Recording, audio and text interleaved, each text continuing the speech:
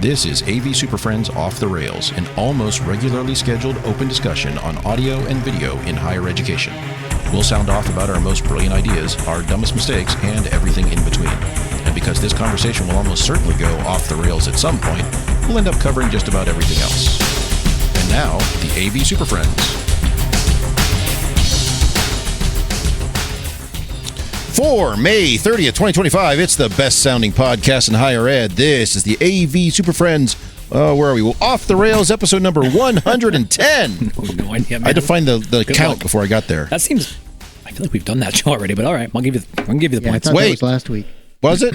I think so. No. What are we talking about? Somebody who's listening, let us know. We have no idea. We're doing too many of these shows. I've got a file named 110. I've got a file named 110 and a folder named 111. Yeah. It's one of those two episodes. The notes say 111, so I'm going to... I just changed it, but it's... Do it again. Oh, you just changed it? No, I'm kidding. Okay, starting over? Okay. It's one of those two episodes. Well, all that fun stuff. Broadcasting live from Chuck E. Cheese. It's time for another... It's an inside joke. Oh, my God. Friday afternoon podcast adventure. This is just a mess right now, but hey, that's why you're listening to this.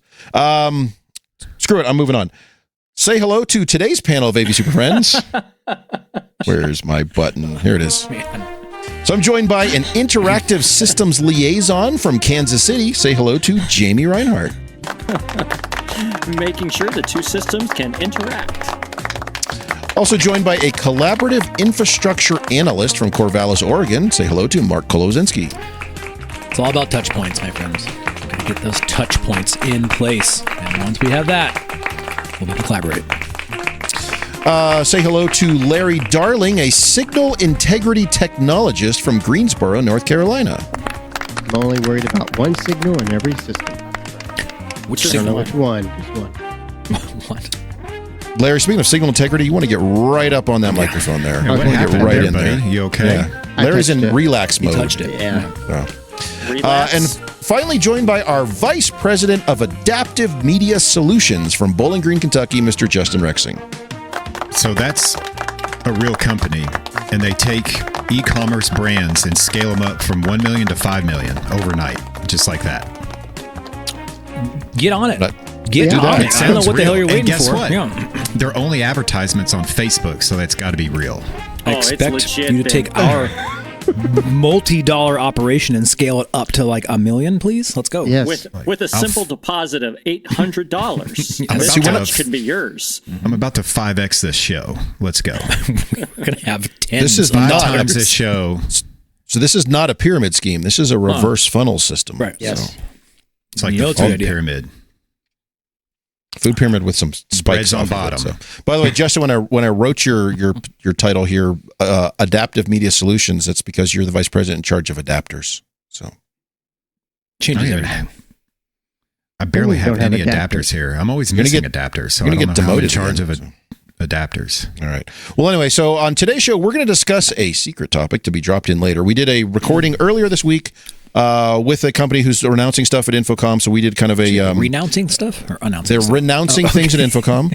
Mostly us. We did a discussion with them earlier this week, and we will have that out next week as part of the recorded show. Yes. You can hear that then, but right now that's a secret. That's why we're confused on what we're doing, because we're doing I'm not confused at all. You're wrong. No 3 confusion. recordings for one show. And we're going to talk about some nonsense at Infocomm. But first, let's do some housekeeping. Let's see. So first of all, if you are listening to this as a recorded MP3, which means you get to enjoy the segment coming up right now, we do stream live on Fridays at about 3:30 Eastern, 12:30 Pacific, or whenever we get our act together and actually just click the start button. We were pretty close today. We were pretty close. That's close. You can join us for that live on Twitter, LinkedIn, YouTube, and whenever Blue Sky actually starts supporting streaming, we'll stream there too. Apparently If you can't join us live, we still want you to connect with us on the socials, so you can follow us on those same social places there: Twitter, LinkedIn, YouTube, Blue Sky, all those fun places. Please don't forget to spread the word. If you could share this podcast with your friends, colleagues, enemies, perfect strangers, and anyone else who might enjoy it, that would be great. If you could somehow cause a scene at the local hospital and refuse to allow any further treatment until people subscribe, that would be just fantastic. And you get on the news. in the bonus. the cafeteria of the hospital. Yes. Not the... I was thinking more of the ER. Yeah, I guess you mean that's one way to do it. Then you get on the news. So. If you do like the show and you want to support what we're doing, please consider donating. Your contributions to help us keep bringing you the honest content that you love or that you love to hate. And you can find the donation link in the show notes or on our website.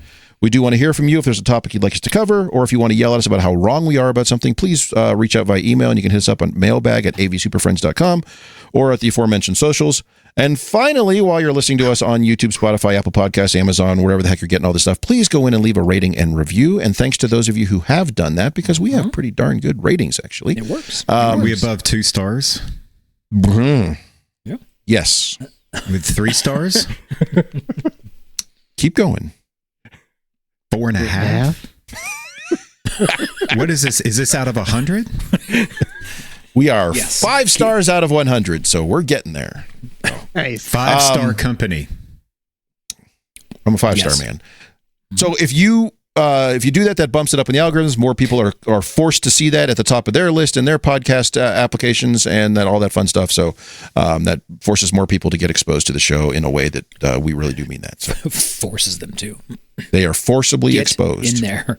So. No choice. All right, all that nonsense out of the way. Yes. That was long. And you've waited for it all week. It's time for Justin to sing along with the news theme. Here we go. Yeah. I'm going to do that before every day in my 3-day course. Just come in, do that little sound, get everybody awake. You want that as your ringtone? Ooh, that would be nice. That's not a bad idea. If you want that for a ringtone, let us know. We'll be making that available. Whenever Justin will call you personally and sing along to whatever song you want. Donation, you can have it. All right, so the news this week isn't so much news as a product announcement, which really caught our eye. And the link in the show notes here. In the corner. And it's not something that will... I'm guessing there will be something at... That sounds important, yes. Yeah. This is a building you're not in, right? My office is in it. The one I don't go to. Okay. Yes. Should be fine. Be all right. So this is a company who I believe they will have a booth at Infocomm. So I'm sure this will be there and you will want to go take a look at it. But this is not one of those like typical commercial AV things. It's like commercial AV adjacent. Yeah. And it's one of those things that's intriguing because of its adjacentness. Not sure if that's a word. Is that a word? Agency. How about that? We'll just shorten different. Oh, no. It is different. No. And I'm not sure it's that adjacent. I don't know. Is it though? It's at least in the backyard. It's in the backyard. It's on the other side of the fence, Larry. I can see it. All right. So what is it? Show us this link. Where we It's a consumer broadcast product. How about that? Is it? Is that fair? No. I would say we're looking at some sort of potential new control platform, control ecosystem, maybe. It was I would say a not. consumer broadcast product until now. This is why fair? It's important, because it is a disruptor of sort. Yes. Maybe, right? This is a potential disruptor that they could ruin with terrible software. But so this comes from Elgato, and this is the Elgato Stream Deck. And you're saying, wait a minute, that's been around for years. Justin has one in his hand right now. Well, so it's not that, and so does Larry. Hold on. And I haven't touched mine for a year before I did there's this. one too. Look at Elgato Stream Decks. Mark, I use mine as a study guide for AutoCAD. It's not here, but the software is running on my computer. The software is making your computer worse right now. Yeah. So it's not the Stream Deck itself. It's it's a Stream Deck accessory. It's a stream. They literally call it the Stream Deck accessory. The Stream Deck accessory. They call it the network dock. It is an IP enabler for the Stream Deck that is a tiny little box, PoE powered, USB on the backside. So they're saying, oh, you can remote this, whatever, but you can put it on the network, a network, whatever. You can talk to it from other devices. Network? Network, sir. Are you sure? The real one. It has to be on the network. Security scans? Don't worry about that. Just plug it in. Mind your business. In there. Yeah, don't worry about it. The interesting thing about this, so they're thinking of the standpoint you can remote things, but it also opens up a much wider communication platform that this sort of thing could really play into our types of spaces. Keyword could. Could. It will. Could. Potentially. And I will throw that conversation grenade in and say, fight. No, I don't know. I can't fight about it because we're going to buy one. I'm going to see what it can't do. And it's like, yeah, I can't do what I thought it could do. And then put it aside. Wait for that firmware upgrade 2.0. Two pieces of info. I think Elgato will be a happening booth at Infocomm. I think it's going to be busy. I think there'll be a lot of people there because of the nature of disruptor that this stuff has been. Just as like when we saw Black Magic take off, I think it's the same type of thing here where, and then Larry, you can disagree. That's fine. You can be wrong. No, you can't. No. But I think it people may not see it as like pro AV or that kind of stuff, but I think it allows us to think differently about how we control those individuals potentially, those individual endpoints, right? And under what we can and can't do, and it allows us to think a little higher up that stack at the application side. And it's simple. We've been saying it for years. Simple button panels. I don't need lots of widgetry and touch panels and custom UI. Though you can go down a deep, dark rabbit hole of UI and folder structure with Stream Deck.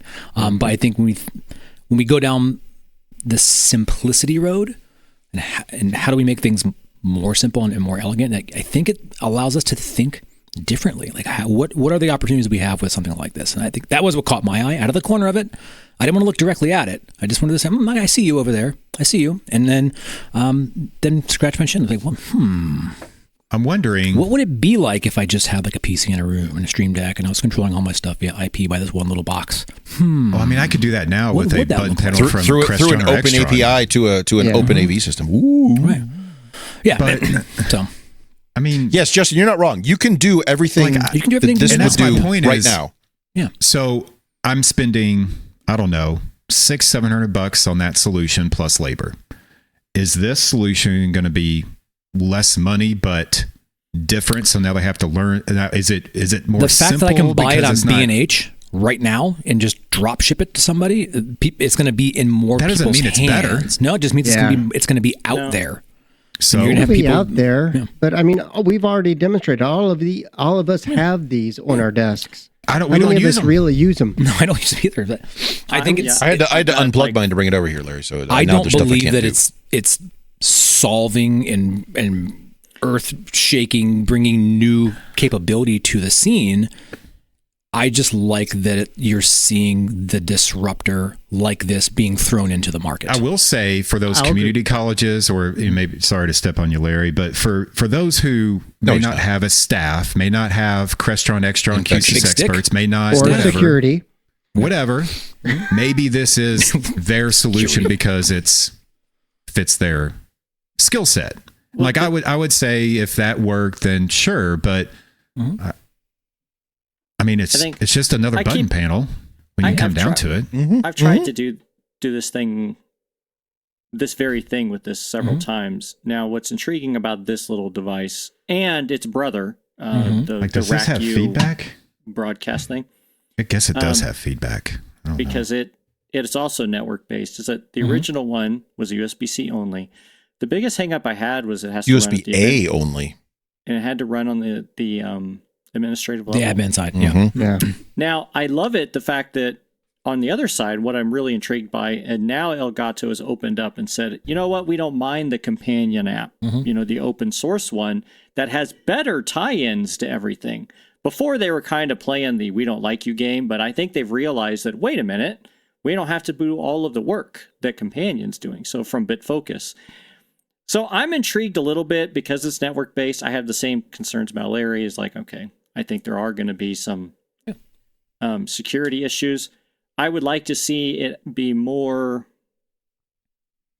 like some of the processing power inside of it. I'd even pay a little bit extra to have the processing power inside of it Instead of being at the it application. relying on the PC itself, because the application that runs on the PC, it's not multi-user enterprise friendly. No. And that's going to be the hang up of trying to do this. But it's not much different than some of the Black Magic stuff. I mean, like the ATM switchers can be network based, but we run into all these issues with, but the software needs to have these credentials. And it's like, so it's not really there, but man, it's really damn close. It's really damn close. Larry, so get in there. I've got a question because when I was reading through the article and trying to find this, I couldn't find exactly. In the past, the Stream Deck has always tied to a PC. And that was how you Running set software. it up and decided what it actually did. It's a tactical piece of piece you can touch for the application. Yeah. So is this going to be agnostic for those bring your own device scenarios? Or That's why we're going to buy one and find out. Okay. We have to find out. But that's what I was like. That's where my experimentation keeps getting stopped. Exactly. It's that right there. Like it does whatever I want. I've even played around with the idea of putting a little, I'm going to say Raspberry Pi, but any of those little board-based systems inside the little box. A microcompute. Just to run BitFocus Companion and do all of the little processing I need. And now it is a one-box solution using BitFocus and the network-based stuff there. But and I think where stuff like this makes sense to me is, as you've been discussing, Jamie, you kind of need like a PC or something to drive all that. A lot of us, not me, but a lot of us on this call are building systems that require a second PC as the brains of the operation to run things, called Zoom rooms, Team rooms, etc. Hey, you have to call me out. Couldn't you have something like this in theory? Let's just say once the software thing gets sorted out, this is your interface. It's only got, think about it. Think about people going into a Zoom room, Teams room, to a modern one that's got the automation going. You've got your camera automation, all this. What are they doing? Turn on the system, and maybe I don't even need to do that if I'm using PIR sensors or something. Maybe I'm adjusting the volume or muting something. There's like, they might need 3 or 4 buttons at most. So maybe a little one of these guys sitting on the table, maybe that's it. But you've just bought a button panel and a computer. Why not buy a button panel and a processor if that's what your end goal is? Like, I'm just playing devil's advocate here that this is kind of an intriguing little dealy boober. I think it ends up being like the network base is the news here. Yeah, the network base is the news. It's breaking it off of a USB connection. It's now a network-based device. And our question is, what does that really mean? It means they're shifting as the an organization. It means they're thinking outside of the immediate spigots and tubes that they've been working in. They're taking more of an possibly an enterprise approach. Yeah, I would phrase it thusly: this expanding to a potentially wider ecosystem is a potential disruptor that also has a huge asterisk after that like, if their software allows it, because that is going to be, I think, the limiting factor here. What if it was in the cloud, Chris? Would you pay for it? Stop it. What if it only works in the cloud? Focus Companion cloud I would only use it if it had a monthly subscription. Yes. What if it cost like $1 a month to run this? $29,999. It's going to cost hundreds and thousands of dollars to manage the bills. But would that change your opinion on it? Like, the only reason I'm throwing it in there is because we talked about this local compute, and that it being connected. But what if they said, yeah, you know what, we're going to give you a year's worth of BitFocus Companion in the cloud for free? Mark? What if they Justin turned it into a processor that didn't need the cloud, and you can just run it without a PC, like a Crestron or Extron button panel? I want those juicy data insights from the cloud AI. Then we'd have bolted in there. Yeah, but I don't want the processing to live in the. Keep it in the room. Keep it in the room, Mark. You want it in the cloud? Just ask Joe. He'll tell you. I don't need it in the cloud. Not for a button panel. I think that the cult of so here's the question: how long until Justin comes back and he's like, everything's in the cloud now? It's all 3 years out from that, 5 years out. He'll have no choice. I think there's a huge user group of these things. Like, we have people here that are like crazy about Elgato stuff and all the automations in their immediate like office spaces and all that stuff, and they're doing a lot of AV adjacent / broadcast stuff, and they're doing a lot with them, and is lifting a lot and automating a lot of tasks. If you just cross your eyes just right, you can see it doing a lot of the same things that we ask our control systems to do in our environments. I mean, I could see it. I use mine as an AutoCAD tutor, so I've got all the ortho and model and OSNAP and rectangle, circle, line, ray, stretch, break. I'm like, what was the command for? Is this AutoCAD or Yoga? It's automation. You're doing I got automation. Little cool graphics on it, so I'm just doing little automation. But I realized that after so different long than what we're doing in AV?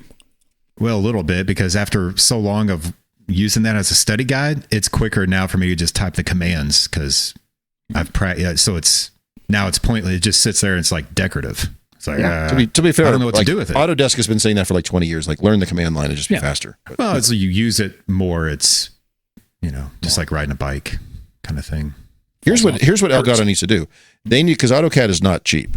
They need to partner with Autodesk, include one of these with every AutoCAD license, and then have the AutoCAD training recommendation to use this all the time. It looks really cool with the graphics. Like, oh, that took a all you little need. time to put together and waste of time now because I don't use it. Building rooms around it, man. I really have some small studio spaces that are using this technology to kind of work. But I could see a small studio space. exactly.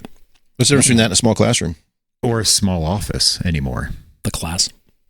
He's talking It's himself closer into to it. a Hold small on. office than a small classroom. The It's studio coming. space. Because we We'll get you there. don't do We're gonna Zoom or get you there. Teams in small classrooms. I dropped the picture in yesterday in the back channel. You saw it. That was the classroom of the future. It looked like an office desk. That is not. You saw my Mark. reaction. Alrighty. That is not So anyway. correct.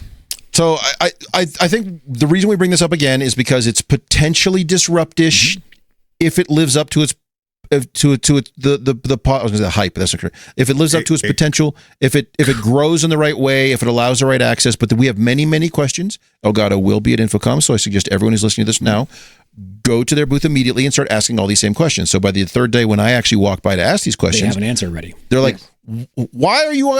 What's going on here?" So anyway, They're going to roll your eyes. Every roll one of their those eyes at you, Chris. conversations should start with, I was listening to this podcast and they said, you all suck.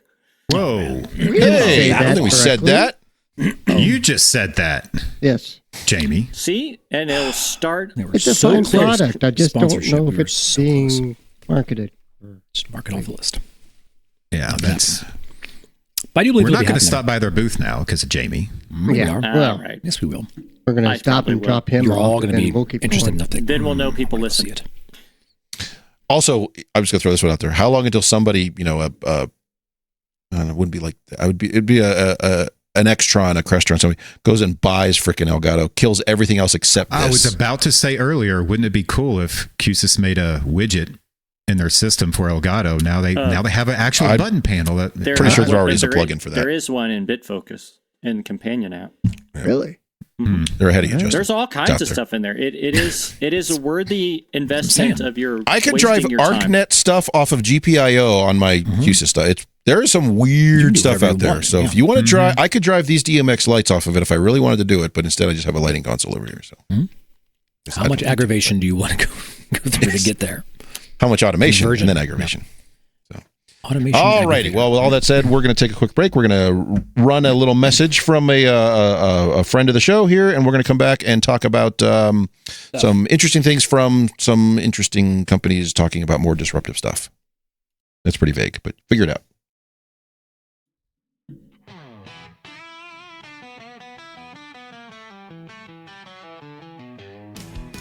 The AV Super Friends are sponsored by Computer Comforts Incorporated. CCI has been building tech furniture for the education market since 1987. Instructor lecterns, computer lab tables, collaborative tables, and active learning clusters are just a few of the many innovative products made by CCI. Speaking of lecterns, Computer Comforts has just released Evolve. If you're looking to future-proof your classroom, Evolve is the Swiss Army knife of lecterns. Seriously, this flexible lectern does it all. Not only is Evolve sit-to-stand and ADA compliant, it's also packed with tech-friendly features. And the best part, it ships fully assembled and ready for action. Check out the 90-second video to see all the options. Visit computercomforts.com/evolve.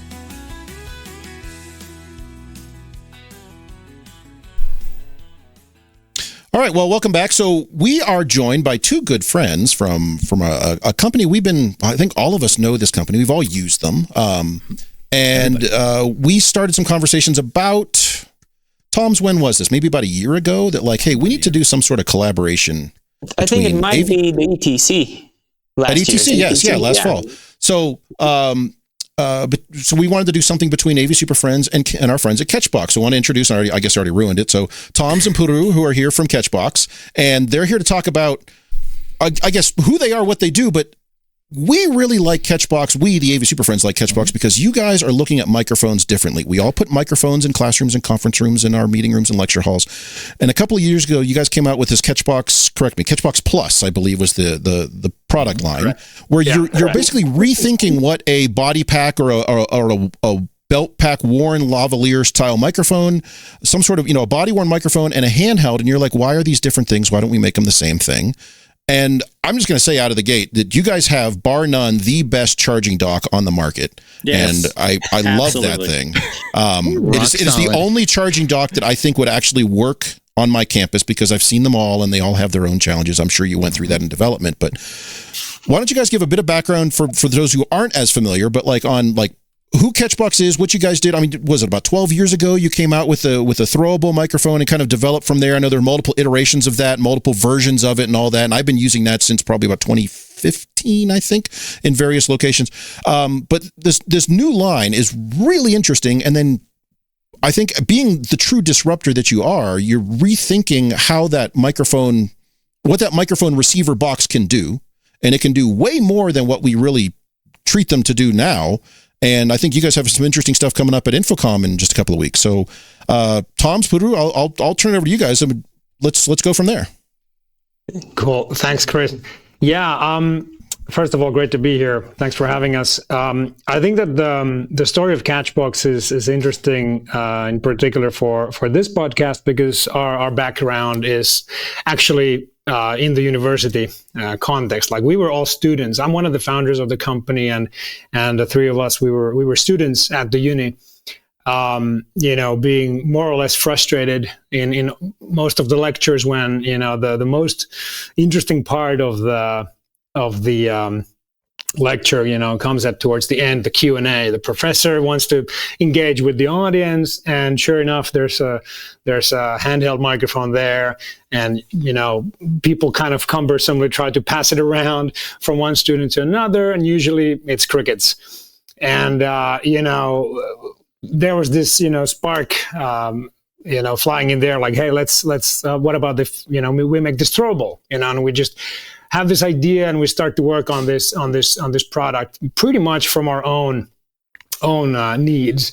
And we spent one summer building prototypes, testing it out.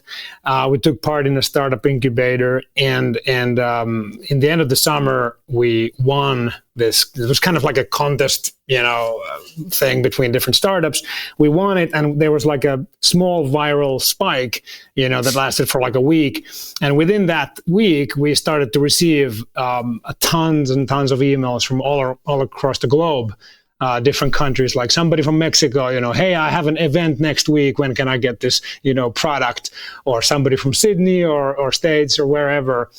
And that's very much what kind of like started it all. So we were students ourselves, and we are now 13 years later, and quite a lot of changes and improvements have happened since in the product portfolio. But thanks for the kind words. I think that that charging experience as an anecdote is a good one. That's something that we have paid a lot of attention to get it just right.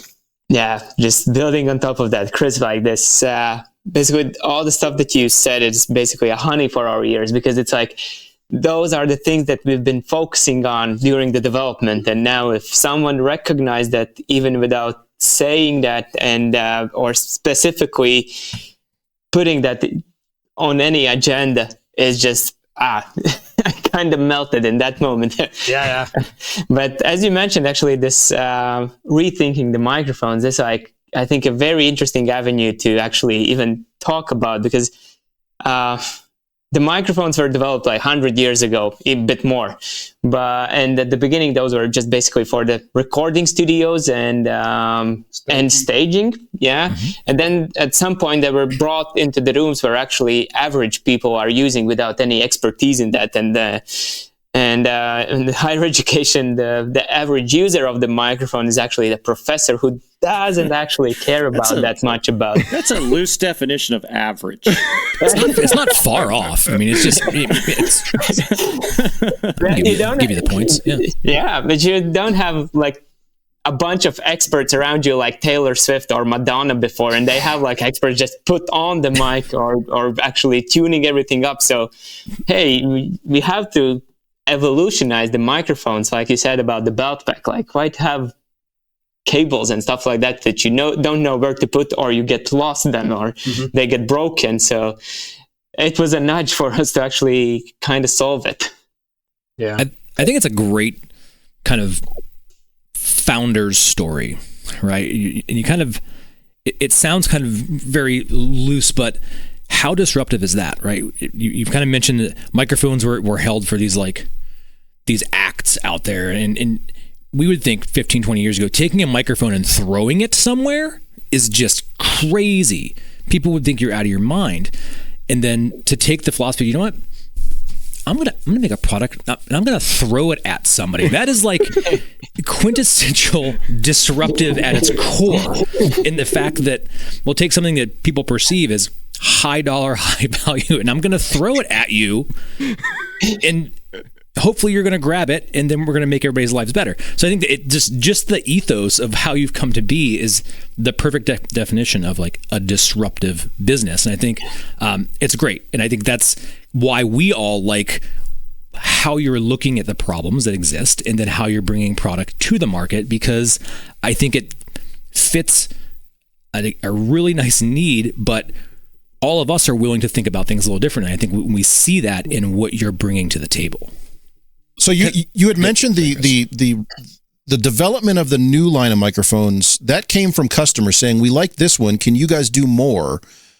So what was that process like to say, okay, we came up with the idea of let's say it as an ersatz handheld microphone that you can throw.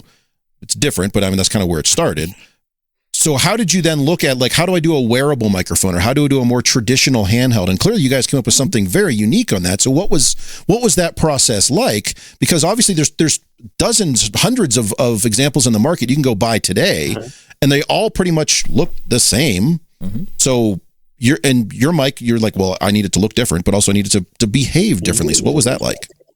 Oh, I remember the very beginning of the project when we started it. We had like a vision how we want that the portfolio looks like in some period of time, and we just actually went with that rendering picture to a lot of people and asked, like, would that be interesting actually for you from microphone perspective? And it was like, oh, I haven't thought about the microphone without the lavalier microphone or Madonna microphone or anything like that. So it gave like initial pinch that, hey, yeah, you're onto something for that. Yeah. And just continued with actually then the next calls with the same people, just like already with some physical prototypes and shipping them the first physical prototypes to actually, hey, yeah, okay, you're onto something here. So yeah, remember that? Yeah, totally. And I think that for us, kind of like the design philosophy is very, very functional. So, form follows function.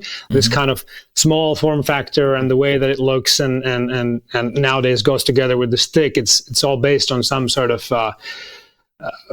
functional idea. And we went through with that product as well a lot of different ideas, and we very quickly found out that actually, like, surprisingly, I don't know if it's surprising, but like that, your typical belt pack lav combo, it is quite difficult for an like layman person to put on. Mm-hmm. There's a lot of buttons there and LEDs and blinking things, and it's kind of like confusing looking oftentimes. And what if you're like a woman wearing a dress and you don't have a belt or some place where you're going to put it? And in conjunction, this is segueing back to that charger experience. Obviously, we were thinking about that since the day one, because it was one of those things that we kept hearing back from our customers and partners alike, that it's super important to get it right, because oftentimes people forget to put the mics back onto the chargers, or they're misplaced somehow. So the shape and design of the clip microphone also was largely dictated by the charging, right? Mm-hmm. So yeah, we paid a lot of attention. If you remember those days, we were measuring the magnet. Yeah. But actually, like, it wasn't just the end users and users, the actual users of the microphones. Actually, there was the other who actually own, guys like you, that we were listening, that we see that those lavalier microphones get lost or broken. So just creates an additional cost for everyone to actually maintain systems like that. So you just have to plan that every 6 months you will have to exchange those. So why to put them as an external thing? Why not to put them and combine in a single box so that so that it makes even more user friendly, but actually brings the benefit also from cost perspective, because at the end of the day, someone has to maintain and purchase that stuff. Yeah, I think on the recharger stand in particular, I think the beauty of it is that it looks like it belongs there. Yeah. Everybody's brain is used to, like, with your cell phone, you find the wireless charger and it just looks like set your phone on it.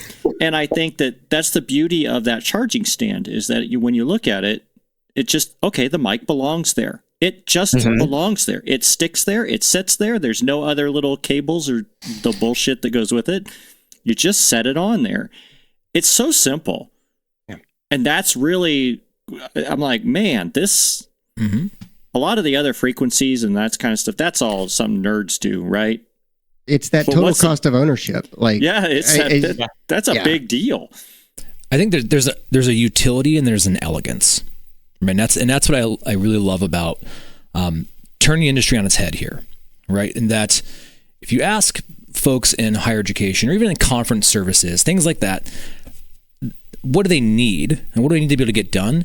They're probably going to focus on all those utilities. I need to get something that's easy to put on, people aren't messing with, that's easy this and this, and it's they're not asking, I want like this minuscule little clip-on microphone and you're not going to see it and it's going to be like, our needs are not the same as like somebody who's living on Broadway or in a movie or some other weird thing. Like we want just like raw utility that we can trust and get things done, and we're okay with things looking different, things acting different, but being rock solid with that utility approach. Like, here's what we need. It's gonna make our lives easy. It's gonna simplify things, and it's not made for a bunch of people dressed in black with long hair and Sharpies and all this other stuff. It's made for everyday folks. It's not just sound engineers, right? It's made for common folks to use and have success with, and those are the people that we're working with day in and day out. And I think the product line is well suited for that. And we've talked about this a lot. Like, it changes what we need to get done with a microphone. What does it mean to need that utility, and what's the most effective way to solve that? And I think that approach that Catchbox coming, like, hey, here's what we've heard. Here's how we solve it the easiest, most elegant way. And it's simple to use. And I think it's refreshing to see that in a product line, and it not just be something with all the bells and whistles and gadgets and buttons and levers and dials and everything that makes it complicated for a professional to justify their certification. When at the end of the day, I just need this thing to work. I need to hear you. And I need some of the top support calls I get is people messing with the belt packs and transmitters and changing the frequency somehow. And you're like, how did you even do this? And you're like, I don't know. It's like, stop pressing buttons. Right. Justin, there's a button on the front that says sync, so I just pushed that. I just keep doing it until it worked. I was trying to dump my coffee out and it said sync. Oh, I'd love to have a sync right here. Let me dump this in here. And then everything went bad. One of the other, as far as the microphones are concerned, because I want to talk about the DSP as well, because that's another unique approach. But on the microphones, I think it's also kind of cool and understated. You guys have the branding options. That it is not. I mean, it's like the cherry on top. It is not the most important thing ever. But you know what? That little splash of color, or that little splash of your logo, even on the big Catchbox, okay, that makes sense. But even on these little ones, it's that little cherry on top that's not important. It really isn't. But it kind of is. It's really kind of cool. Yeah, that's also something that has been with the company since the early days. Like, it's always been, we've been providing this mass customization service, and we're very proud of that. You know, how the speed of delivery is quite incredible. What Tom's has been able to ramp up in the production, and everybody in the company, it's like we can get those done in a matter of a few days. And I think it's especially interesting regarding this kind of I don't know, there's like a tribal aspect to it, you know, like when you have your school logo there or company logo, and it just, you know, this is ours. Like, this is it's like merch, basically the same thing. And obviously for marketing departments across the world, it's good to have logo visible in all the pictures and videos and whatever gets, produced in an event. So, yeah. But I think there is an additional value of that, which is not like specifically the branding itself, but that it's fabric, because fabric brings this emotional touch to it, to the product, because we can see a lot in consumer products that the fabrics are being used to actually create this more emotional attachment between the user and the product. And it started with the Cube, but now it's going through the whole product portfolio, and I would say even like a DNA of our design, so that we create this more cozy feel of the product that actually can, for the end user, create this, I'm not afraid of this product because it's not like just cold and black. Yeah, I think that's something that I think, Mark, you had a great rant there about this utility with elegance, and it's I could speak about this for hours, but like it's like this design language and everything that we're going for. It all comes from our DNA, and this idea that we want to. Like the company vision is like to make pro audio accessible and intuitive to everyone everywhere, right? And part of that is just by introducing the user actually into this industry, right? Like we always think that there's this 100-year legacy when you look at this staging and studio equipment. Like it's been around for a long time, but it almost feels like sometimes the industry doesn't really adapt into modern times by including that end user into the mix. And that's exactly what we want to do is to make it so that it's good for the pros as well as the end user. So it's not like from experts to experts devices, but rather like to everybody. And again, like these materials and the way that these products look like, we obviously very intentionally make them consumer-like. These are friendly, they're more approachable, more accessible, and they feel like and look like that. Yeah, so that I don't know. This is like exactly in our domain. I mean, it's very cozy. I mean, I could really just curl up with this thing. He does. And yeah, I mean, it's takes it on the airplane. And it just fits in the window well. It's approachable. Right. It's easy to use, and it just works, right? And so it's got no hard edges. So I think from a design standpoint, it's very clean and elegant. And but if I had to, I could throw it at your face. It's okay. And and you won't feel bad when it hits you. Like you're gonna be like, I guess I should have been paying attention. I will say, in large events, I've seen people beamed with these, and like their coffee goes spilling and stuff. It's like, hey, they weren't paying attention. You got to be ready for it. So, So yeah, we've talked about kind of the development through the Cube, the Clip, the Stick. Let's talk about the hub, because you need something to actually drive these microphones. And you guys had receivers before, and they were, it was fine. But it looks like with this one, you said, look, we're going to do something different. And I assume somewhere you had a whiteboard with all the features that you wanted to put on this. So my question is, how did you put all of the features in? And because I have yet to see another microphone, for lack of a better term, microphone receiver that does so much and is a full-fledged DSP. You have analog I/O, you've got Dante, you've got digital, you've got multiple channels and something that's a half rack wide, the correct form factor, by the way. So thank you for that. Rack mount kit coming, so I can stop drilling holes in them, maybe. But it's one of those things where it's like somehow you knocked it out of the park, and you kept ticking off every box on the list. Which I suspect there's a few things that you guys both were wanted to get in there that just you couldn't do it, but. Yeah, you managed to do this, and then you're adding even more features this year with it. So how did that development cycle It's really amazing, because this is what really kind of turned us all on. I was like, whoa, hold on a minute. Yeah.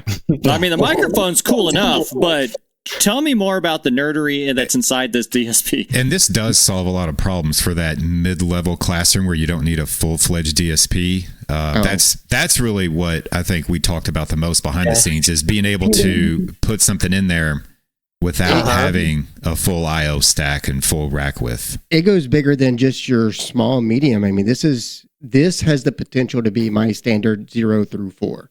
Like all my basic rooms can be done with this. Wow. You're touching the right nerve there. Actually, very similar, Chris, as you explained it. We had a whiteboard. And let's just go through in this room, exact room, just opposite side of the camera.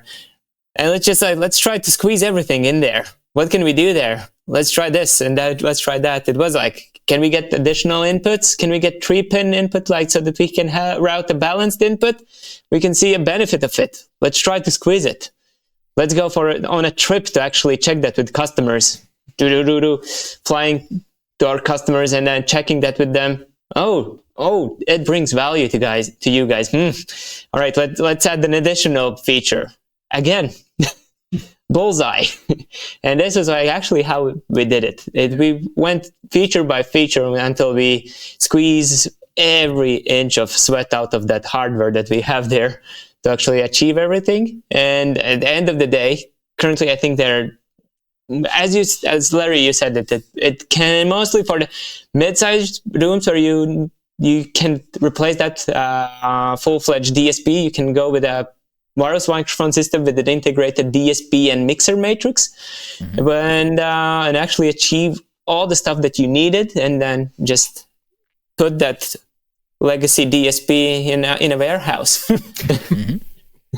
And maybe to add to that, like from a designer's perspective, like again, simplicity. You know, like we looked at the market, we looked at this coming again from slightly from outside, that it is quite a complex world. You know, with all the different devices that you need to have, and the ethos was how can we simplify that? How can we make it better and bring more value to everybody? More bang for the buck. Yeah, and as nowadays the rooms get more complex. So basically, all the rooms needs to have audio in and out, voice amplification and stuff like that. It just brings a massive toll on budgets. And we were thinking like, how can we actually help you to actually get that value of audio in all of the rooms? And so basically putting the hardware together for several, not only one use case, meaning the microphones, but also like how to process it, how to mix it.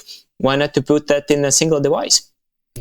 I think there's a brand kind of capability there that I'm not sure if a lot of the other pro audio companies could do it, right? When you look at like DSP manufacturers, and when they decide to make a new DSP, they're going to, I'm going to make this thing, and they're going to try to put something to the market that's going to accommodate every professional level, everything under the hood. And it's probably not going to be a microphone receiver. It's probably not going to be this. Like they have their own brand identities that they're competing with.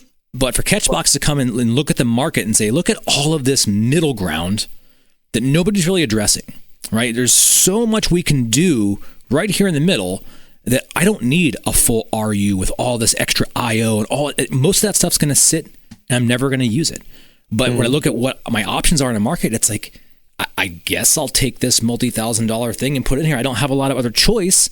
I know I need a microphone too. Okay, let me grab this $1,000 thing and stack that on top of there. And okay, I'm going to use 25% of the features of all these things. Then you look at like, what do we need to get done? What really needs to happen in these learning spaces, in these conference rooms, in these event spaces? And it's like, can we do that for less? Is it possible that we can maybe utilize like an 80-20 rule? Like what are the 80% of things we really want to get done? Put that in here, and all that other edge stuff, we can deal with that somewhere else.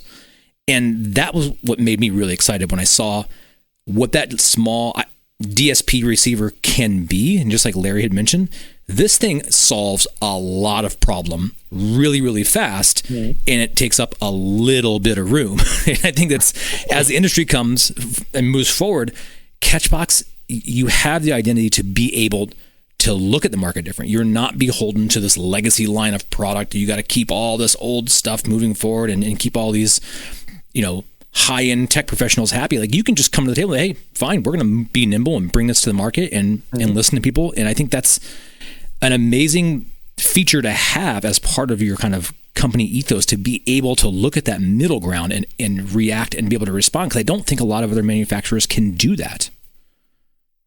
Yeah, I think that's something we've also identified, is that like a lot of the major brands have kind of, what would be the right way to say it? Like, they're doing things their way, and it's obviously it's harder to steer big ships. Should we put it that way? Yeah, this allows us to be a bit crazy, kind of. Yeah, just like not like disrupt, but like think with it from different perspectives. Yeah. But that's how you have to be, I think, in the modern economy. Like you have to be able to move and be nimble and bring product to the market that shows that you're listening to your users and your clients, and you're solving real problems, not just putting out fanciful, like expensive widgets. Like they have to actually do something. And I think we see a lot of that honesty and elegance in the product. Mm-hmm. Yeah. I think that it's really, again, this idea that we really try to identify the value and of what are the values that the customers are after, and oftentimes that requires for you to challenge the status quo and kind of come up with oftentimes ideas that are quite original. But I think that is how we innovate, and I think that that's oftentimes what leads into true innovation. Instead of like seeing what's out there, hey, let's make our own version of that by tweaking the specs a little bit and kind of pricing it somewhere there. So, yeah, value is where it's at. So I think let's do a little bit of a round robin here. Larry, Jamie, and Justin, in a common teaching learning space. Teaching learning space. And I think this is where the intrigue came. Like, I have like 3 sources and a microphone, right? How much utility do we need? And I have two turntables and a microphone. Okay, 2 turntables and a microphone in a regular classroom. Probably not far off. That's probably pretty close, right? And so, and I want to speak to like how this product addresses that, because I think that's the secret sauce that most people maybe not, they may just say, oh, it's another receiver, but it's not just the microphone piece of this, right? It's the other stuff that it's doing that I think makes it be different. Larry, can you kind of tease a little bit out too, like where this sits? And you mentioned it's medium, small, all those things. Yeah, and we've actually, like beforehand, because a wireless mic only addressed the amplification side, like we kept it for 60 seats and up. I've now dropped that significantly because I feel like this addresses engagement. This addresses some accessibility issues that I've had before. And then the DSP side of it allows me to go without my big box DSPs in so many other spaces where, okay, if I need a ceiling mic, I can bring that into this. I can drive my UCC from this. I can drive outputs to whatever listening system I have from it. So like this has become the disruptor that allows me to get out of my big box rack system. I know most of you don't have racks. You slap everything to the back of that privacy panel, like submit to support. Tape it on there. A pool table. But like this is allowing me to really streamline my systems even more than they are now, while still adding functionality to the spaces. Flatten it down. For me, it's actually going to allow me to put microphones in classrooms. It's kind of a joke, but there's a lot of the times where the client just can't afford to spend that much money on a 30 or 40 person classroom, even though it might need it. Auditoriums, we can convince them a little bit easier to go full-fledged microphones and DSPs. This is going to allow me to introduce voice amplification in classrooms that I haven't done before because of budgeting.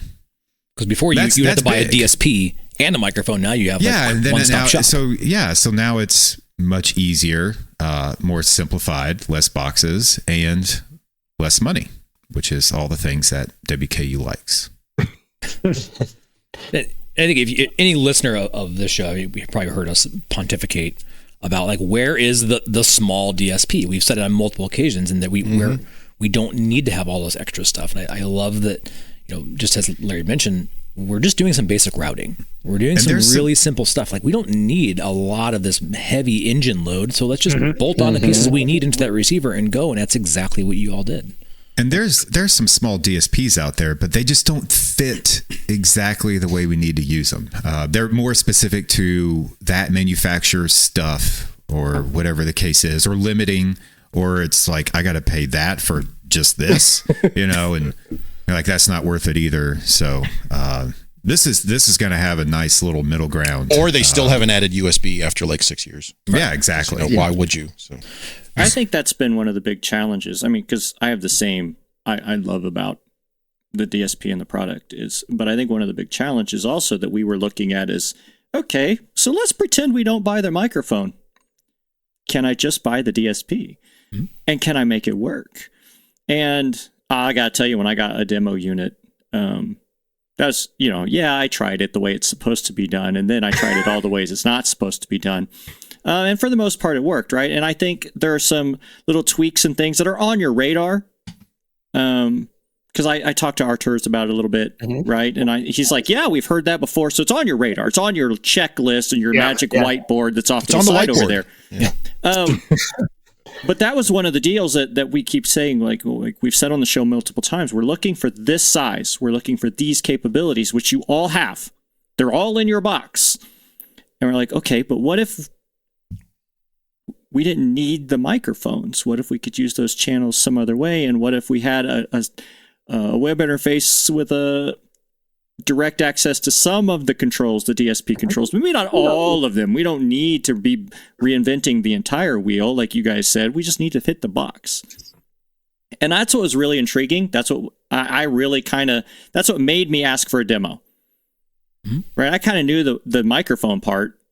And I think the microphones are friendly. I think that you guys hit the mark on those. But I was also intrigued I'm known for using your devices in ways that they weren't supposed to be used because they're good. So there you go. That's your challenge. How can you sell me these things even if I don't buy your microphones? On that, like using that, like what are some of the changes people are going to see this year? Because you've had this box has been out for a little bit, and you have a new kind of version of this coming out. So what's new to like Infocomm for folks this year? They're going to see like under the hood of this thing. So what are the new developments you guys are kind of bringing out to the market? So compared to the one that we started to ship last September, there's an improvement on the DSP side. So to have more of those analog inputs, not on there previously it was limited very, but now with the product that will be start shipping actually next Monday, 2nd of June, right before the Infocomm, we'll have an additional one for that and more of control of the DSP algorithms, actually, that also came from our customers that we heard that not to like get all of the tweaks possible, but some more controls of that. And actually, during the summer, we're also releasing the web interface so that as we're introducing this more capabilities for the DSP and more of the routing possibilities, it just demands to have a possibility to somehow manage that fleet, especially as Larry already have orders in for several of units, how to manage that remotely, not only just go system by system. So the web interface for that so that you can basically run your fleet there. So you're doing everything Jamie asked for and everything Larry asked for. I love it. Yeah. Yeah, all I had to do was buy one, and they just started making it the way I wanted. That's all I had to do. It's perfect. No, it's a really good thing. And when I said I don't want to, I like the microphones, but maybe that's your other box fits the needs in other ways. Or I only need one microphone, not 3 or 4 or 5. I really like your guys' approach to some of this stuff. And I like that you're open to making sure that when Larry and I buy one, we get what we want. That's really cool too, that it's so personalized for me. But no, that's one of the reasons we want to have you guys on, because this is a disruption of a process. This is a way to bring professional audio and professional capabilities to a maybe not always professional system. And I really like that. So yeah, and actually, Jamie, as you said, that this personal touch and this is something that we want to keep doing, because we learned that at the very beginning when we launched the system a couple of years ago, one of the first larger deals was with UCF, with Todd, and he immediately requested, hey guys, can you come up with a smaller form factor charger? 9 months later, it was there. Yeah, 9 months. Yeah, that was a coincidence. That was a coincidence, but it's exactly 9 months. And they birthed the baby. Yeah. That was the joke, Jamie. Thanks for ruining it. All right, so it took me a minute to understand. Give me I had to catch up. You mentioned you're getting a lot of feedback from customers and basing a lot of your product decisions or product designs based on customer feedback and customer research. I'm curious, because there's got to be one or two out there. What are some things you've had from customers who you're just like, That is really weird, or there's just no way to do that, or that doesn't even make sense, or we're gonna politely ignore this person because they keep asking for this one thing, but it doesn't make sense. Or sounds like they did most of what Jamie wanted. So just wait. Jamie's well for now. I'm sure. Yeah. But I'm curious. Were there things out there you heard that were just like? Did somebody say, "Oh, I want more I/O and a full rack width"? Could you make it maybe 2 RU tall? I mean, is there somebody out there saying, "Can you make just this receiver throwable? I want this receiver so I could." Yeah. I mean, like if I would get a penny every time that I hear somebody say, "Please make it like the throwable microphone into a football-shaped one," I'd be a millionaire by now. Like that comes out. I think it even came through in this podcast. So good idea, great idea, actually. But it's like, if you know what goes into the design process and the manufacturability of these parts, then it's something that we would politely take and put onto the shelf as an idea for later days. It's on the whiteboard. Out of curiosity, did you hear the episode where we were talking about using a t-shirt cannon to shoot the wireless mic out? Yes. Yeah, we still want one of those. Yes. We want an AVSF Catchbox t-shirt. cannon. Yeah, we fit this whole thing. So we get the upper level of the stadium. Yeah, I need to get into the back of the auditorium. So. But that reminds me of one funny anecdote. Maybe I can still fit that in. I do remember, Justin, you mentioned about kicking of the Catchbox, and this was the early days when we were just getting started, and we had literally like prototypes that were like hot glue and duct tape and everything, and we had there was a large convention happening in Helsinki, Finland, and the keynote speaker was Bruce Dickinson, the lead singer of Iron Maiden, and I was a huge Iron Maiden fan when I was a teenager. Apparently, he is also a former soccer player, and he just took the product on the stage and just like kicked it into the audience completely. Like we were sure that it's okay. That's broken. There's no way that that's going to work, but it worked. did. It worked. And people were nuts. Like, yeah, I knew it worked because I kicked it 15 times and it still worked. Exactly. Because I'm one of those people that need to deconstruct something to figure out how it works. So I took it apart, figured out how the gyro works, and it's like, how robust are these things? And it was during a lunch break during a VIX Infocomm's 3-day course, and started kicking around and realized that I kicked it too hard on that 16th time and a little wire came loose. So I had to go to the Catchbox booth, and they're like, "You were doing what with it? Then what?" So I got a little trouble with that, but it's a very durable product. If used properly and throwing, they don't break. That's not a challenge, though. It's not to say that don't. Exactly. No, I will say regarding the throwable version of the Cube, you guys have you balance it well between heavy enough to get some distance on it for throwing it out into an auditorium or something, but still light enough that when it beans somebody in the face because they weren't really paying attention, they don't get injured. So I don't know if you figured that out through clever math and physics, or if you just hired a bunch of interns and kept throwing things at their faces. But a little bit either of way. All right, so this has been great, and I know we have many, many, many more questions, but I think the opportunity both for us and for our listeners is to talk to you in person in about a week and a half. So if we want to see more about this at Infocomm, what's the magic number? Where are we going? 4375. That's the magic number. 4375. So booth 4375. That's also Justin's ATM PIN code. So if you find his ATM card, feel free. So you guys will have the newest version of the hub. You'll have all the other hardware there. They can sit there and play with the magnets on the charging cradle, which is my favorite thing to do. Are there any other surprises you're going to have there? Things that might be like a secret thing that maybe can't talk about yet, but it will be surprisingly announced in time? I'm not sure. Maybe some happy hour, but then I'm not aware of it. Okay. We're going to be there at some point, are we not? Some hesitation there, yes. Yeah. We're all going to jam into that booth together, and we're going to have a show together. It's going to be nice. A live show. Yeah, It's a good point. So we are going to be there on, help me out here, what day is that? Pick a day. Wednesday or Thursday. It's Wednesday. For the first who's annual writing this down? Catchbox dodgeball game out in the Iola of Holy Infocomm. crap, Jamie, that's a great idea. Like, Catchbox isn't Shop. for dodgeball tournament sponsored by Catchbox. There it is. There it is. We'll be drawing That teams. would I'll be the last one picked. It's no teams. It's just we throw it at whoever's around, whether they're playing or not. No choice. Yeah. No taken for the whiteboard. that would be a great marketing whole thing. That would just, Dodgeball. run it by your marketing team. Yeah, run it by your legal team first. They may How let you good go. are your lawyers? Are your lawyers pretty good? Like, have they had to deal with lawsuits? Oh man. Getting black eyes from any Catchboxes out there? No, No, not really. No. That's good. All right. All right. yeah. Well, so Infocomm booth 4375. Remember that one? Same as Justin's ATM code.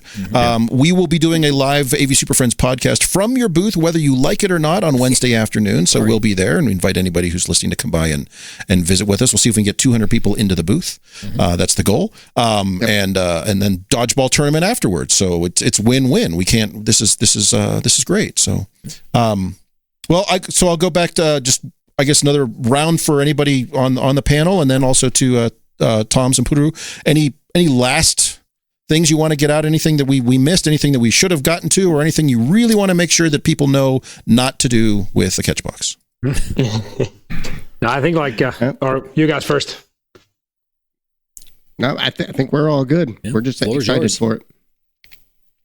Yeah, I think from my behalf as well, it was great talk, and I think a lot of the notes that I had here in front of me already was like you guys set it out before we got to them. So yeah, I'm out. Absolutely. It was just like all the topics that we want to touch. It was like, okay, guys, you covered. We can leave it. We can leave the call here. Yeah. If people want to get a hold of you guys, what's the best way they can reach out to you if they're intrigued by hearing this and they want to, talk to you about it? What's the best way they can get in touch?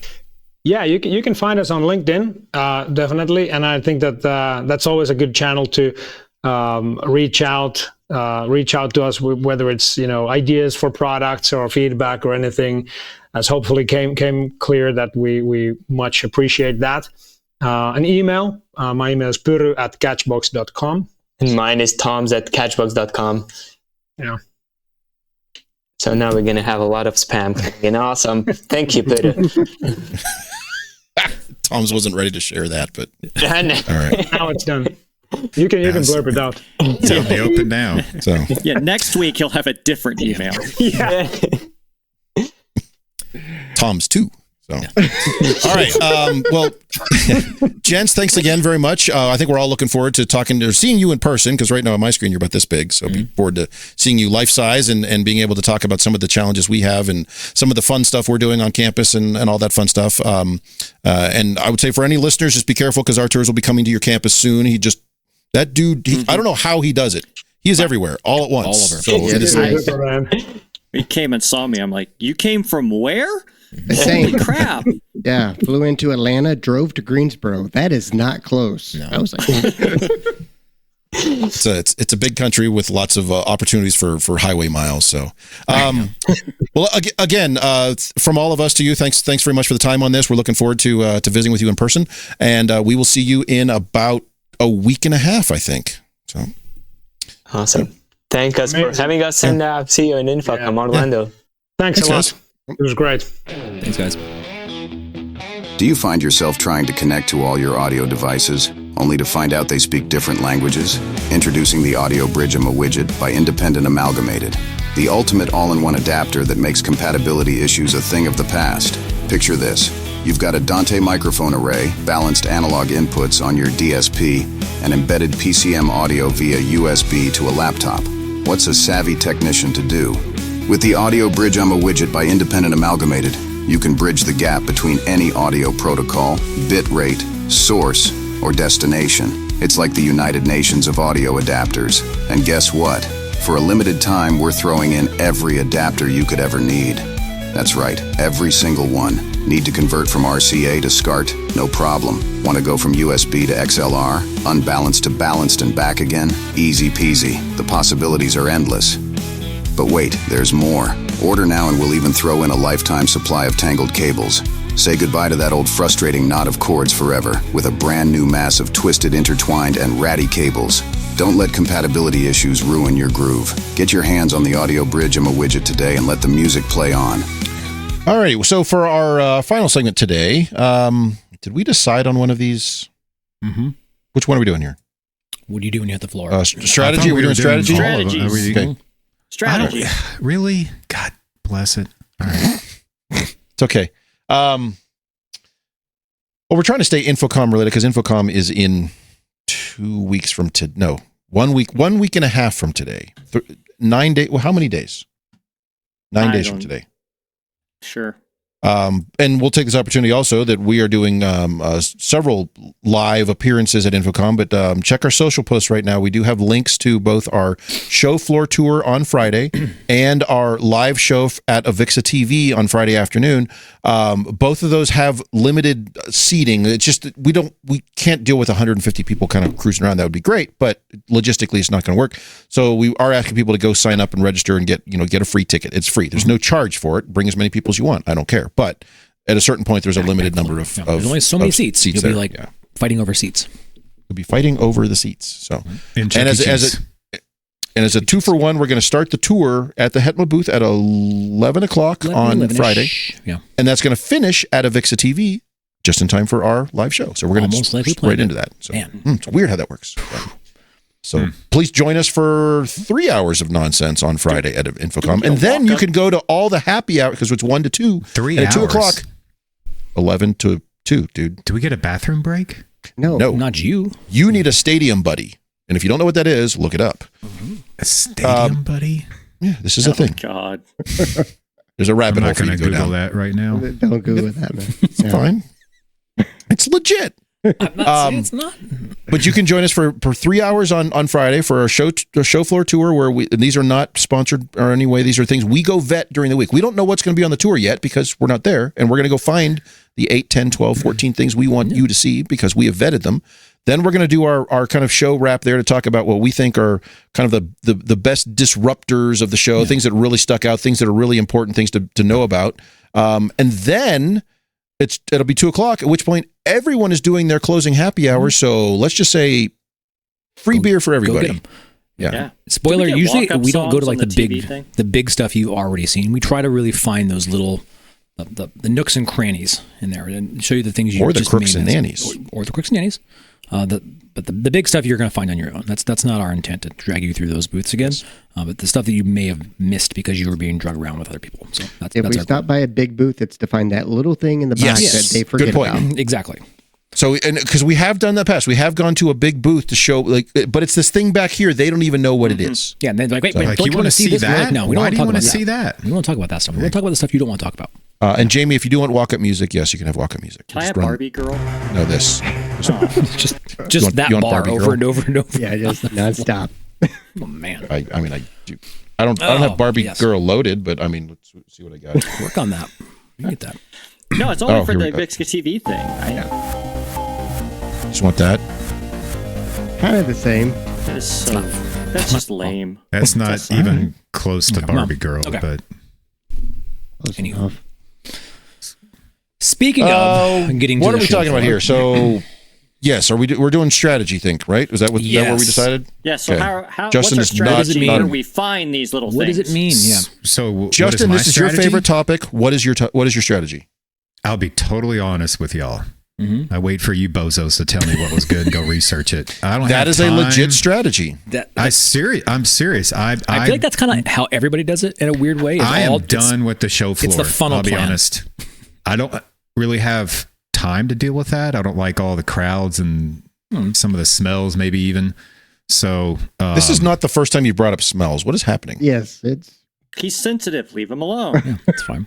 There was a couple booths last year that kind of rank.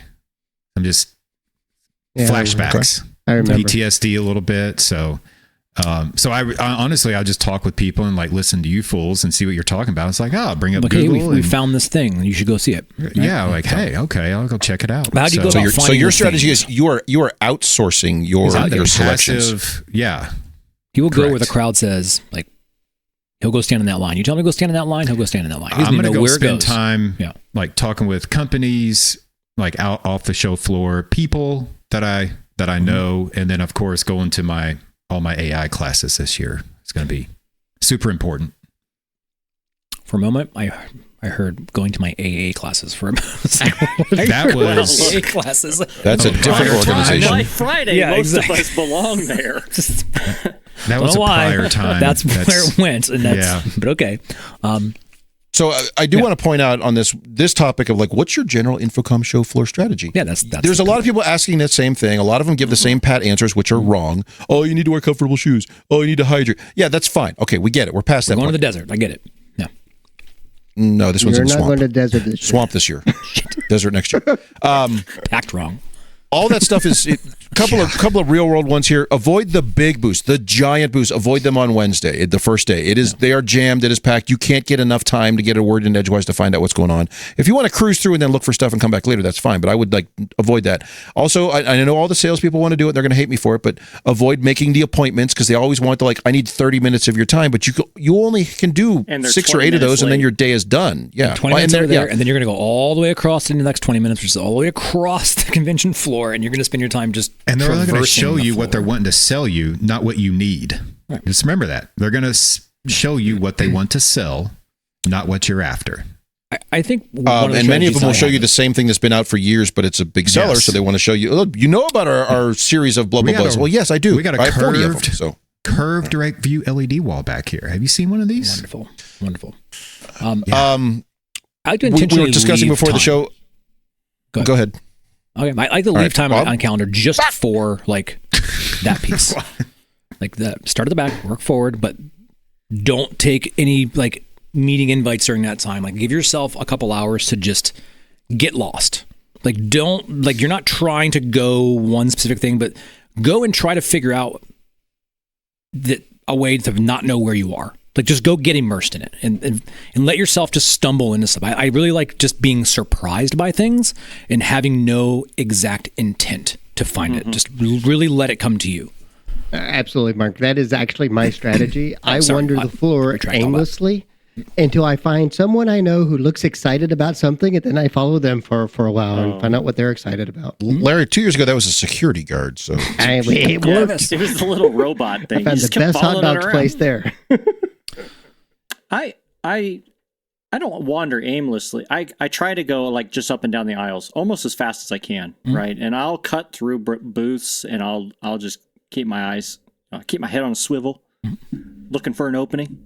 Take the ball to the mingling to the hoop, to the end zone, to the hoop in the end zone, but hit that home run. But I do skip most of the big stuff on that first day, but I want to, because that's where I find those little widgets, and I try to for me the first day and a half I don't even want to talk to salespeople. I'm avoiding them at all costs. I would just want to blow through the thing, and then I'll come back Thursday afternoon, and on Friday when it's slowed down a little bit I might go to the giant boost by Friday. But that's how I usually attack it, because nobody goes to the small booths right away first thing in the morning on Wednesday. Everybody hits the Trons or the big displays. And by Thursday afternoon, I'm usually over it. So I like to go down and get lost in the concert area. Turn it up to 11. I want to hear my sphincter shrink.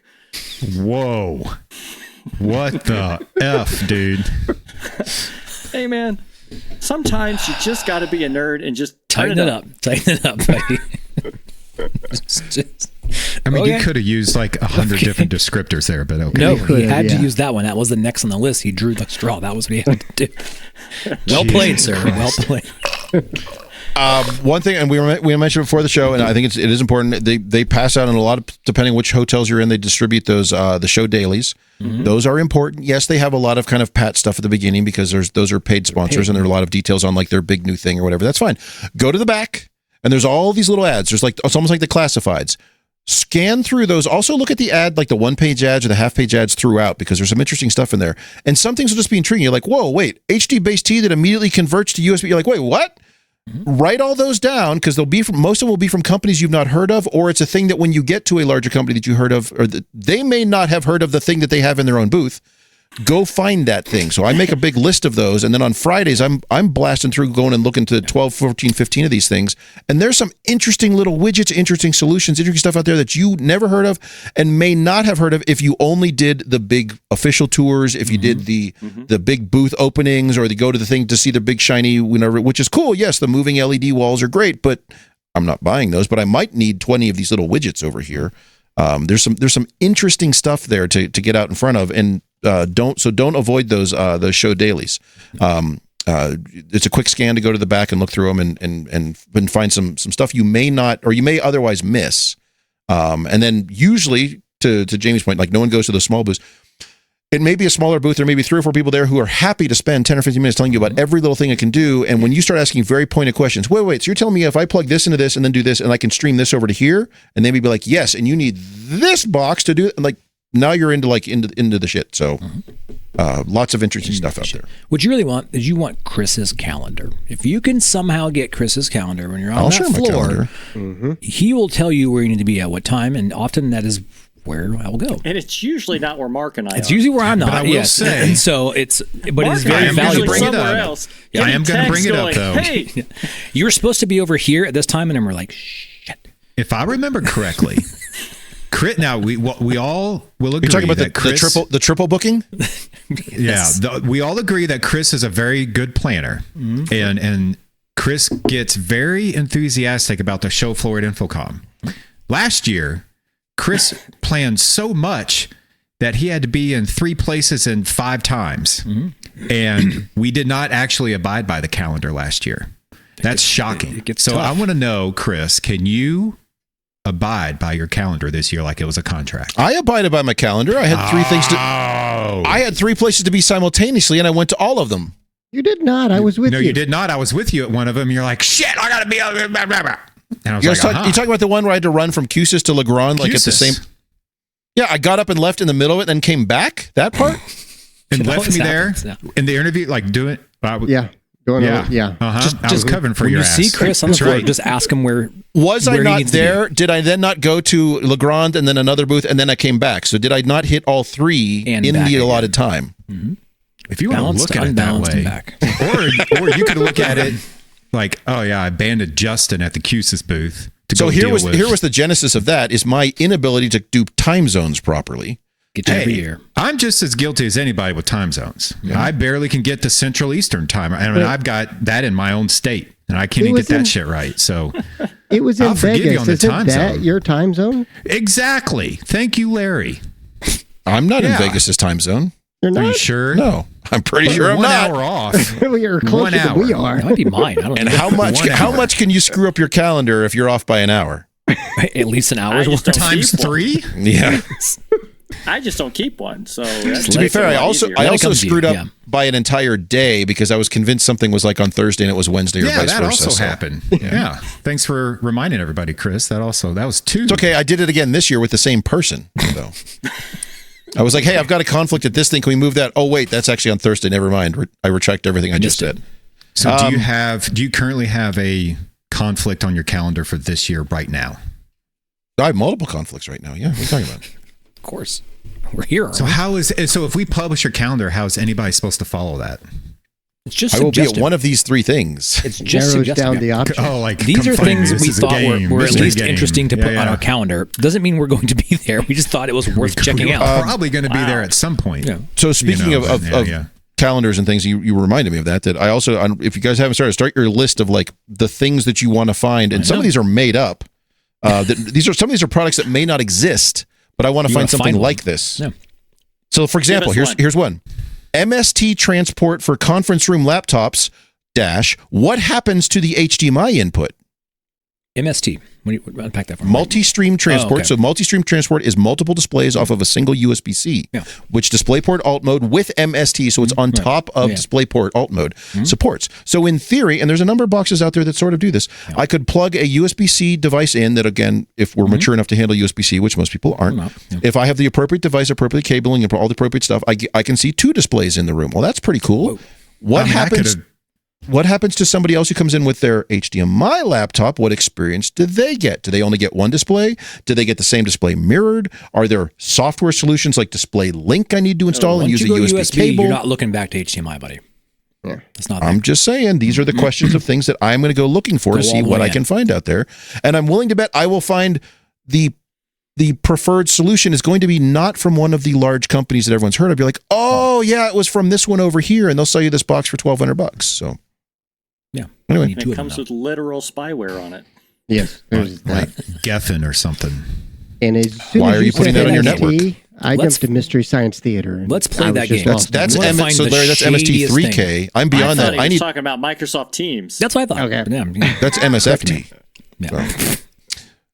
So Larry, we're going beyond MST3K. Now we're up to MST4K, but a different kind. And beyond. All right. I'm just going to avoid that. Just not going to go near that with a 12-foot stick. All right. Okay. That's a good thing because 12 foot's too far for USB-C. Any other strategies? Right. Any other worth sharing? Have a plan. My recommendation, have a plan, at least in the sense of things that you need to find. Like I need to find these 3 things, as opposed to just like, I'm just here. Or maybe your plan is to outsource like me and go learn shit. There's nothing wrong with being just there. Plan is listen to our morning show, though. We may give you some juicy tidbits and things that we find. We will have those early on. Yeah, so we're recording at like in the 8 o'clock hour each day, magically before the show floor is open. Is that local time? Is that Eastern? I'm going to go for the time zone. It'll probably be 3 a.m. for me. The whole point being, we are going to have a show published before like 10 o'clock every morning. So as you're kind of leisurely rolling out of bed to go to your continental breakfast, we will have a new episode that we did that day talking about stuff that we saw yesterday or stuff we're doing today or things, interesting stuff. So there may be some tidbits in there that are going to get you some, a leg up on things that you may not have known about and may even redirect some of your potential plans. So, so yeah. And schedule yourself 3 times for the same thing. Infocomm Sherpas. Strategic advantage. All right. Well. All right. Well, that's the last of that stuff. Any other last thoughts? No. Maybe. And stay hydrated. No. Stay hydrated. Wear comfortable shoes. 1 week away. Comfortable shoes. Lots of water. Well, for me, 1 week away. A week from Saturday. Yeah, tomorrow. Yeah, you're flying down a week from today. You're there tomorrow teaching your class. So. Go to our socials, sign up for the tour, sign up for the live show because it's just physically limiting. We can't get 200 people in there. We'd love it, but can't do it. So no charge. Bring friends. Well, we've managed to ruin yet another episode of AV Super Friends Off the Rails. You can contact us with questions, topic ideas, or general complaints at mailbag@avsuperfriends.com. If you complain loud enough, we might just invite you on the show. Nice work, everyone. Sharp broadcast. Really good. Everyone on the floor as well. Really a lot of hustle. I liked it. The opinions expressed by the AV Super Friends are solely those of the individuals and do not represent their respective institutions, organizations, companies, or clients.